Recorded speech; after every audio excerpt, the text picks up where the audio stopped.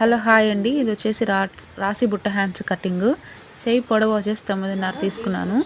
1/2 inch కింద piping కోసం వదులుకున్నాను. ఇక్కడ వచ్చి సంక డౌన్ వచ్చేసి 3.5 వరకు లైన్ మార్క్ చేసుకుంటున్నాను. పైన కూడా ఒక మార్క్ ఇచ్చుకొని అక్కడ మనం 2 ఇంచెస్ దగ్గర ఒక మార్క్, 1 ఇంచ్ దగ్గర ఒక మార్క్ ఇచ్చుకోవాలి. సెకండ్ ఇచ్చిన మార్క్ దగ్గర నుంచి మన ఆర్మ్ రౌండ్ ఎంత వస్తుందో అంతవరకు ఒక క్రాస్ లైన్ తీసుకొని పైనుంచి డౌన్ చేసుకుంటూ ఇలా షేప్ వచ్చేలాగా సంక దగ్గర మాత్రం చిన్న కరువు మాత్రం రావాలండి.